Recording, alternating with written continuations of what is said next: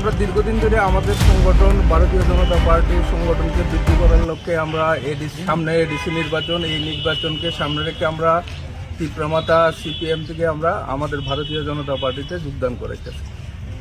এরই পরিপ্রেক্ষিতে আবার আগামী 8 তারিখ আমরা একটা বাইক র্যালি, যুব মোর্চার উদ্যোগে বাইক র্যালি করার পরিকল্পনা আমরা গ্রহণ করছি। আমার যতটুকু আন্দাজ যে ওই বাইক র্যালি যাতে না হয় রামচন্দ্রঘাট বিধানসভাতে, এর আগেও আপনারা জানেন একটু কন্টেন্ট দিয়েছে।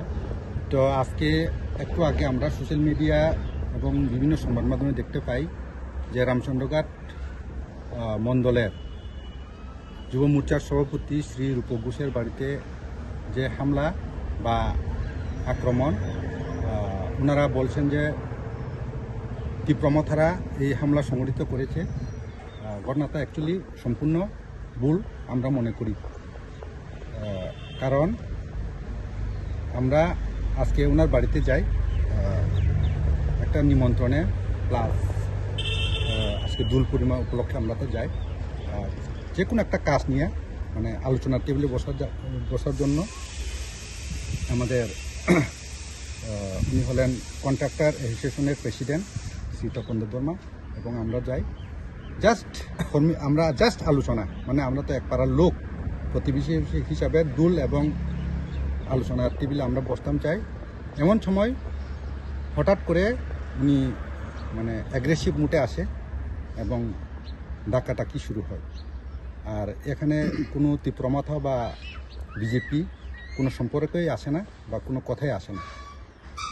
তাহলে তার মানে কইতে চাইতেছেন যে আজকের যে ঘটনার পরিপ্রেক্ষিতে যে ওইখানের মন্ডল প্রেসিডেন্ট বা যারাই কইতাছে যে এটা তীব্রমাথা কর্মীরা মারছে, আসলে এরকম না না না, আজকের দিনে কোনো তীব্রমাথা, বিজেপি বা আইপিএফটি এটা কোনো লিঙ্ক নেই।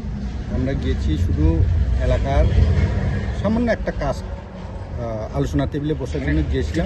ঠিকাদারের কাজের নিয়ে আলোচনা, জাস্ট একটা কাজের, ছোট্ট একটা কাজ আমরা আলোচনা, মানে নিজেরা ভিতরে একটা আলোচনার মাধ্যমে গেছিলাম। কিন্তু ওনারা ঘটনাটিকে ঘুরিয়ে এই যে তীব্রমাথা বা আইপিএফটি বা বিজেপিভাবে সাজিয়েছেন, সম্পূর্ণ মিথ্যা।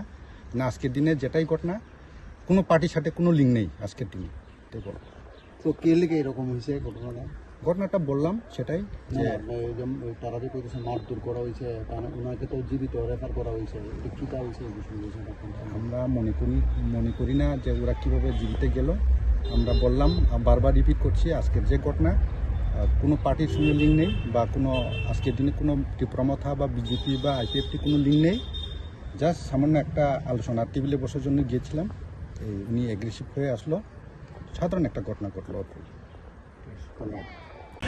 সভাপতি রূপক ঘোষ আজ সকালবেলা বাড়িতে কিছু দুষ্কৃতিকারী আক্রমণ করে।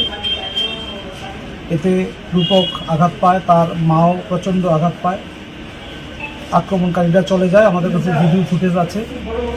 তো তারপর তাদেরকে সেখানে আমাদের স্থানীয়রা নিয়ে আসে হাসপাতালে। তারপর ডাক্তার কিছুক্ষণ দেখে অবজারভেশন করে পরীক্ষা নিরীক্ষার পর তাদেরকে জিবিতে রেফার করে।